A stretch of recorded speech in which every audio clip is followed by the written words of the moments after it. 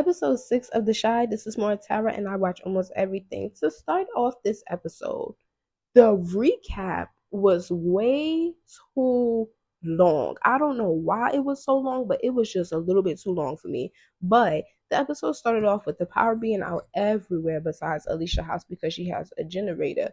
Now, we're going to start with Alicia and Tiffany first. Whoo! Alicia, the way how Alicia was just sitting there with Tiffany, you knew she was about to tell her something. She had the nerve to tell Tiffany, like, let's not forget all I have done for you and this baby. And I'm happy that Tiff stood up for herself and said, no, you asked me to be here. And I'm not going to lie, they've been pregnant for a good damn 15 months now. It's time for both of them to have this baby, Tiffany and Keisha. But Alicia was addressing Tiffany because she overheard Tiffany and Keisha conversation about Nook. Did she miss the part about Trig or something? Because she only heard about Nook. Alicia is not too happy about that because now it's hitting to Alicia that Nook could have been lying to her about Zay, and it's hitting to her because she's telling Tiffany that now. Like, he might have been the one that killed my son. Tiffany said, but you said that Zay did it. Nook said that Zay did it. Like, now it's coming to Alicia, baby girl, you really might have killed the wrong person because the streets of the shot is still moving how it's moving. It's still drugs and it's still deaths popping up. Now you know, lady, you've been in the streets for a long time. But now I'm starting to think what she did at the end of this episode.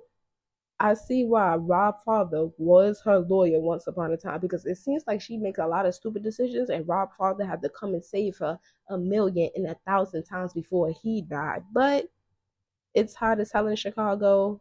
The power is not on and it's hot as hell. And Nook has on a hot ass suit. He got on this hot suit because he went to the boy's funeral. If you remember the last episode, he killed the boy because the boy was too flashy and drawing too much attention to their drug organization. He at the funeral, first off, it's hot as hell. It's no AC. Not only do he have on a suit, y'all, he got on a black suit at the funeral. First off, that's too many people in one area for you to be in a black suit, in a suit, somewhere where there's no AC at all. I'm just saying. But I do like what the pastor asked him, like, you here to pay respect or you here to make sure he really dead for it. And that's real street stuff right there. I'm sorry, but they're gonna come to the funeral and just pop up. They're gonna either come to show respect because they really had a genuine relationship with them, but they just had to die. Or they're making sure to see if this person really dead for real. But listen, sometimes when that casket closed, that casket can also open a little bit more. Okay.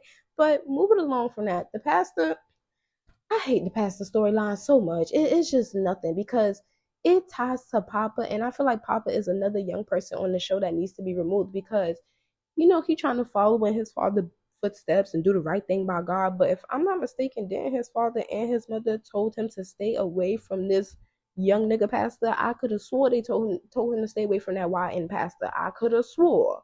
But Papa's storyline just don't make no sense to me. It just don't make no sense. You see how they try to window that him and Lene thing, and they trying to Papa barely got scenes inside of the show. I can understand that he's with Jake a lot more, but Jake is the only original kid cast member out of him and Papa that actually has a storyline just for the simple fact that Reg came back. We gotta talk about it. We gotta talk about it. Reg, Reg, Reg. Honestly, I, I feel like we all wanted Reg to come back after he left from that season, but now that he's back, we don't want him here. He's doing a little bit too much that's pissing us off. He's coming, he trying to take over. He's coming and he inviting their mama over, knowing that they do not mess with their mama. He coming over and child. Not only is Jake slot in the ATM machines with him, Jake like older women. He like a cougar. So since he like the cougars, he messing with some girl that's older than him, that's around Reg's age. Reg tell him to invite the girl over. I already knew what his intention was when he said that. And Jake loves, he the baby of the brothers. He loved his brothers. He loved them. It hurted him when Reg left. But then when the girl was over there with her little hoe ass, she basically she went to go have sex with Reg. And it's just like, girl, you came over here for one, not the other. Reg told me something. I taught him everything he knows. I hate when people say that. I kind of hate when people say that because it's not like you showing me your penis fucking somebody. You didn't show me nothing. You probably can tell me something, but you didn't. Like, Reg just pisses me off. He pisses me off. And Jake said that he was leaving, and I do like that when Jamal came to deliver the food, he asked him was he all right. You can feel it. You can sense Jake is not all right. He thinking he was good because that's his brother, and he missed his brother. He thought his brother was dead, but baby, Jake, you not no 12-year-old boy anymore. Because they get to fighting. They get to fighting. Reg and Jake get to fighting, and honestly, I'm very proud of Jake. Like, yeah, he made that first move. Like, yeah, nigga, what's up? He got his ass beat, but I like that Jake made the first move though. But honestly, I knew Trig was coming right then and right there because when that detective rolled up on him and showed him the pictures of Reg and Jake slotting them ATM machines, I already knew he was over there. Big brother coming. Big brother coming. Y'all can call Trig gay. He like trannies. He like this, that, and the third. Y'all cannot say ever since he stepped into this show, he has not been there for Jake. Even when Jake didn't even want him to be there, he stepped for Jake every single time. And I love that because Jake was like, you know what, fuck this, I'm leaving. I'm going to live with my other brother. I'm going to live with my real brother. And I love that they had a heart to heart in the episode about Reg. Like, I was outside in the streets, Trick. I'm outside in the streets. And then he just, my little brother, he found his own way. He just went a different route about it. And then I left you with him, but I came back for you because, you know, he came back because Jake was living with Duda.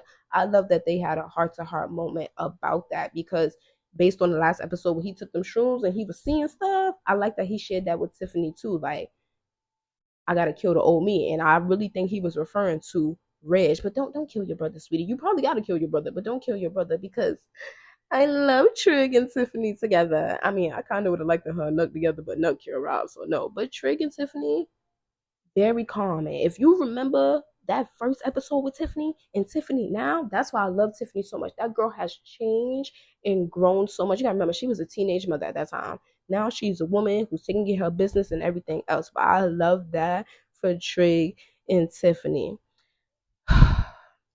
Speaking of Tiffany, once again, Keisha tied. You can tell Keisha tired. Keisha is the same amount of pregnant as her. It's hot. She got more kids around the house, even though Emma can drop the kids back off to their mama. But she's tired. And when EJ got into that fight at that party, I would have sent him back with his mama right then and right there. I would have been sent him back with his mom because Keisha, stand up for yourself. I get that that's your best friend and she grieving. I'm sorry, but it's been past 90 days. Grieving don't take that long. You know what? I'm not even gonna say that because I don't know. But at the same time, if my girl Tiffany can be out here running this drug business in this lounge and get your ya, she could be taking care of her child because at the end of the day, Alicia is there. But then again, she probably don't want EJ and Alicia around each other. It don't matter, girl. Get your child because Keisha is tired. My girl is tired. Now, you know, before I wrap this up, I have to talk about this detective bitch. This detective, they coming for Bakari. And y'all know me, I fight for Bakari. I love me some Bakari now. I love Bakari. I love him down. She's coming for Bakari. You know, Bakari a little real street little boy. I ain't talking to you. I'm not having no conversation with you. She brought up Lene. I knew it was done. I knew it was done. Because honestly, I don't know what's going on, but this is episode 6. What are y'all waiting on to let Lene and Bakari have a conversation? What this should happen first episode. We are fans of their relationship. But she bring up Lene and he not going for it. But this detective, she not going about it the right way because she starts mentioning Reg. First off, Bakari throwing up at the ending of last season. I knew that was gonna come back and bite him in the ass. Nigga, you don't throw up at the crime scene. He always throwing up or passing out when somebody die. But she mentions Lene and then she also mentions Reg. And they think Reg is the one who killed Rob.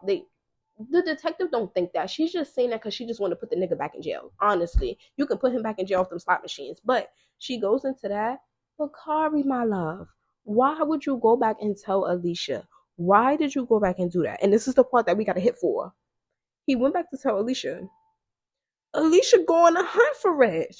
Jamal is still delivering food for Smokies. Reg opened the door.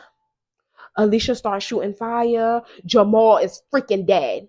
Alicia, girl, you don't be thinking. You don't be thinking. How you gonna go kill Lene brother? Not even that. It's 2 people right there, girl. You can't shoot. You ain't got no aim.